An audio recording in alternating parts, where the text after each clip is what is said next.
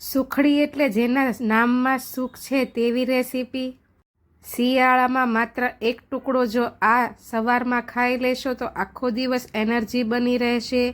સુવાવડમાં કે પછી પેટ ભરતું બાળક હોય તેને પણ લેડીઝને સવારમાં માત્ર એક ટુકડો જો સવારમાં ખાઈ લેશે તો આખો દિવસ ઇમ્યુનિટી રહેશે ને ખાવામાં એકદમ સોફ્ટ, મોંમાં મૂકતા જ પીગળી જાય ને દાંત વગરના પણ ચાવી શકે તેવી સુખડી આપણે આજે બનાવીશું। જે પહેલીવાર બનાવતા હશે તેનાથી પણ એકદમ પરફેક્ટ બનશે અને વસ્તુના પરફેક્ટ માપ સાથે બનાવીશું।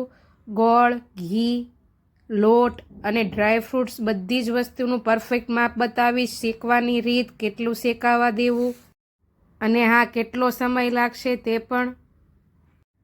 તો ચાલો આજે આપણે ટ્રેડિશનલ સુખડી બનાવવાની રેસીપી ચાલુ કરીએ।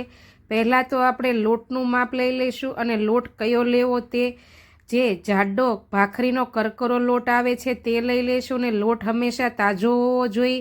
15-20 દિવસ પહેલાંનો દળાવેલો નહીં, પણ સુખડી બનાવવા માટે તાજો ફ્રેશ લોટ લેવો અને ગમે તે વાટકાના માપથી આપણે ઘરમાંથી લઈશું। મેં અહીં મારા ઘરના વાટકાના માપથી 2 વાટકા જેટલો જાડો ઘઉંનો કરકરો લોટ લીધો છે અને તેની સામે તે જ વાટકાના માપથી 2 વાટકા જેટલું ઘી લીધું છે। એટલે જેટલું ઘી છે તેટલું જ તે લોટનું પ્રમાણ છે અને તેની સામે ઝીણી કતરણ કરેલો ગોળ લેવાનો છે, તે પણ તે જ માપથી 2 વાટકાના માપથી લઈશું। થોડો એવો મેં અહીં તેનાથી ઓછો લીધો છે, ફક્ત 3 થી 4 ચમચી જેટલો જ તે। તો આ ગોળ, ઘી અને લોટનું માપ થઈ ગયું। હવે ડ્રાયફ્રૂટ્સ જોઈ લઈશું।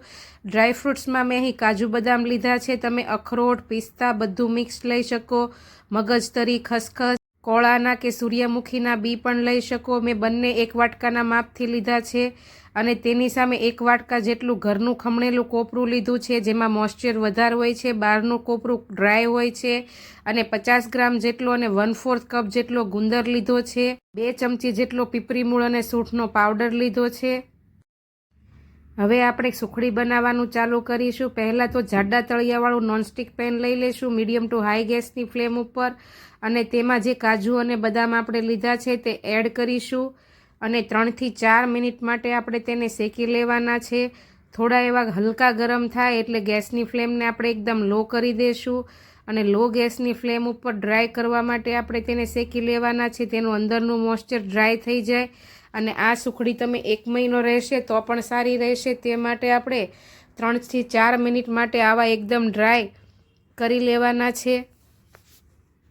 તમે ઘી મૂકીને પણ શેકી શકો અને એમનેમ પણ આવી રીતે એકદમ ડ્રાય રોસ્ટ કરી લઈશું અને પછી તેને પ્લેટમાં કાઢી લઈશું અને 10 થી 15 મિનિટ માટે એકદમ ઠંડા પડી જવા દઈશું।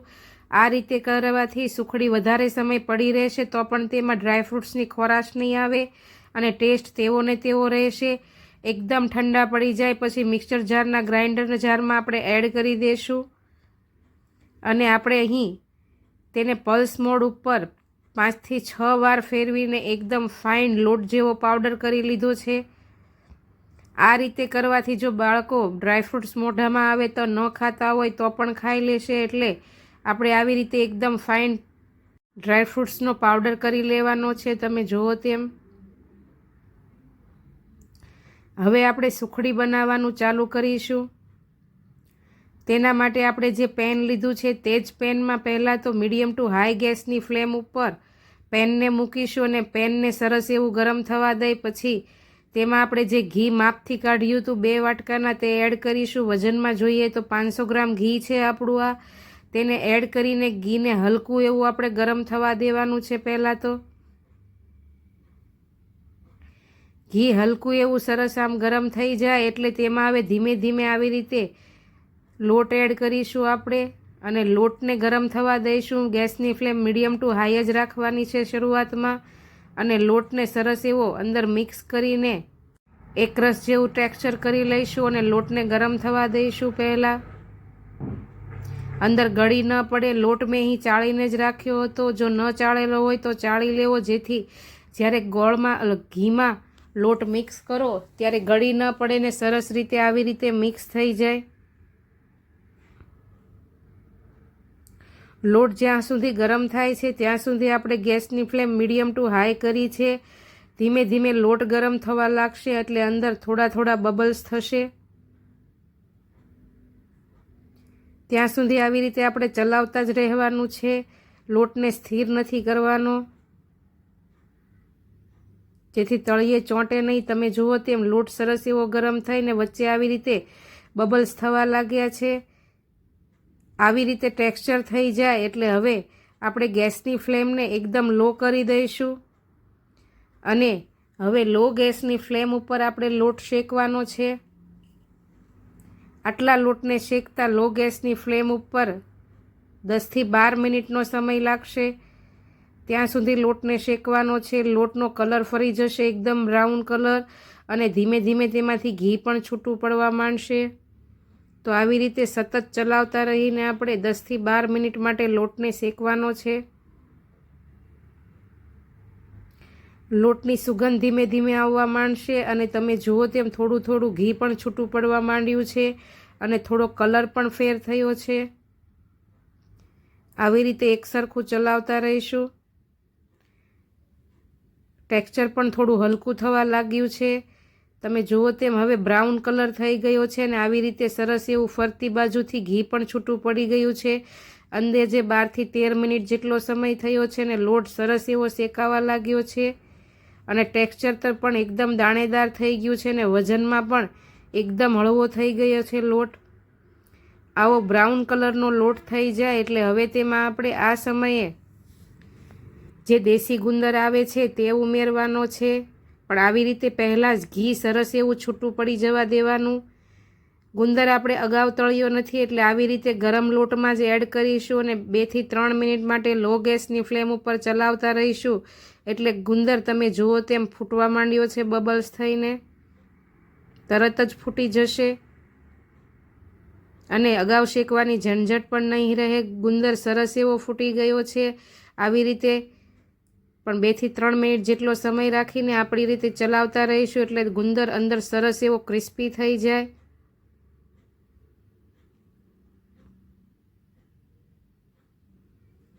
સરસ એવો ગુંદર ફૂટી ગયો છે. હવે જે કાજુ બદામનો આપણે પાવડર કરીને રાખ્યો હતો તે તેમાં એડ કરી દઈશું બધો અને જે કોપરાનું છીણ આપણે રાખ્યું હતું ઘરે ખમણેલું તે પણ એડ કરી દઈશું. બજારનું કોપરું ડ્રાય આવે છે એટલે બને ત્યાં સુધી આવી વસ્તુ બનાવવા માટે ઘરનું જ કોપરું લેવું. હવે તેને બરાબર મિક્સ કરીને આપણે લો ગેસની ફ્લેમ ઉપર 4 થી 5 મિનિટ માટે શેકવાનું છે એટલે ડ્રાય ફ્રૂટ્સ ઘીમાં સરસ રીતે શેકાઈ જાય. કોપરું પણ અંદરનું મોઇશ્ચર પણ બધું શેકાઈને રિલીઝ થવા લાગે ત્યાં સુધી આપણે શેકવાનું છે.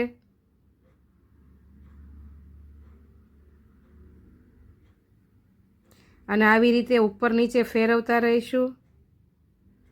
તમે જુઓ તેમ થોડુંક એવું મોઇશ્ચર પણ રિલીઝ થઈ ગયું છે, સોફ્ટ થઈ ગયું છે ટેક્સચર આપણું અને થોડો એવો કલર પણ ડ્રાય ફ્રૂટ્સનો ફરી જશે. જો તમે સુવાવડમાં માતા માટે બનાવતા હોય તો ડ્રાય ફ્રૂટ્સ વધારે એડ કરી શકો. હવે આ લો ગેસની ફ્લેમ ઉપર જ તે સરસ એવું આવું ટેક્સચર થઈ જાય એટલે હવે આપણે તેમાં ગોળ એડ કરીશું. ગોળ મેં અહીં 2 વાટકાના માપથી 3 થી 4 ચમચી જેટલો ઓછો લીધો છે તે તેમાં એડ કરી દઈશું. એટલો મેં જુદો રાખી લીધો છે 2 થી 3 ચમચી જેટલો. હવે ગોળને આપણે આવી રીતે ઉપર નીચે કરીને મિક્સ કરવાનો છે અને મેલ્ટ થવા લાગે ત્યાં સુધી ચલાવતા રહેવાનો છે. આમનામ ગોળ સરસ એવો અંદર ગરમ થઈને મેલ્ટ થવા લાગે એટલે હવે આપણે જે સૂંઠ અને પીપરી મૂળનો પાવડર જે લીધો હતો 2 ચમચી જેટલો તે આપણે તેમાં એડ કરીશું. તમે અહીં જે અત્યારે તૈયાર વસાણું મળે છે તે પણ એડ કરી શકો. સૂંઠ શરીરને ગરમ રાખે છે અને પીપરી મૂળ ખાવાનું પચવામાં મદદ કરે છે એટલે આ વસ્તુ ઘીથી બનેલી છે, થોડી ખાવામાં ભારે છે એટલે આપણે સૂંઠ પીપરી મૂળનો પાવડર આપણે ઉપરથી એડ કરીશું.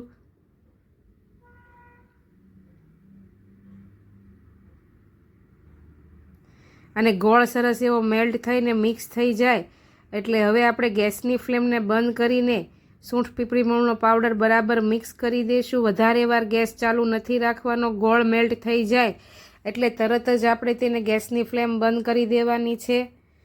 સરસ એવું ટેક્સચર સુખડીનું તૈયાર થઈ ગયું છે. ગેસની ફ્લેમ મેં બંધ કરી દીધી છે.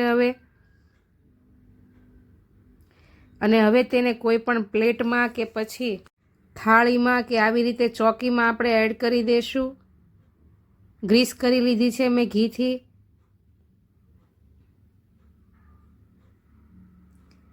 હવે વાટકાથી આવી રીતે થાપી દેવાનું છે એક સરખું. પહેલાં તો આવી રીતે સરસ એવું એક સરખું લેયર થઈ જાય તે રીતે થાપીશું.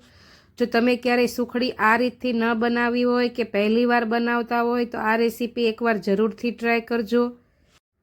મારી રેસીપી વિડીયો ગમતી હોય અને મારી રેસીપી જોતા હો અને ચેનલ સબસ્ક્રાઈબ ન કરી હોય તો સબસ્ક્રાઈબ કરી લેજો. ત્યાં પેલું બેલ આઇકન જરૂરથી દબાવજો જેથી તમને મારી આવી નવી નવી રેસીપીના નોટિફિકેશન મળતા રહે. સુખડી આપણે આવી રીતે એક સરખી પ્લેટમાં લેયર થઈ જાય એટલે હવે ચપ્પુથી થોડીવાર માટે ઠંડુ પડવા દઈ ચપ્પુથી આવી રીતે કાપા કરી લઈશું, આડા ને ઊભા.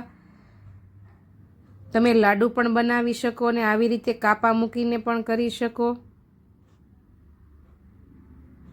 અને એકદમ ઠંડી પડી જાય પછી કોઈ પણ સ્ટીલના ડબ્બામાં, એરટાઇટ ડબ્બામાં રાખીને તમે 1 મહિના સુધી રાખી શકો. સવારમાં ફક્ત એક જ ટુકડો ખાઈને સવારમાં અત્યારે શિયાળામાં ગરમી સામે ઠંડી સામે ગરમી આપે તેવું આ પૌષ્ટિક વસાણું છે.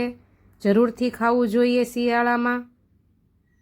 એકદમ ઠંડુ પડી જાય એટલે આપણે જોઈ લઈશું અને પછી તેને ડબ્બામાં ભરી દઈશું. તેમાં જો તમે જુઓ તેમ હાથ અડતા જ ભાંગી જાય તેવી એકદમ સોફ્ટ અને જોતાં જ ખાવાનું મન થઈ જાય તેવી સુખડી બનીને તૈયાર છે.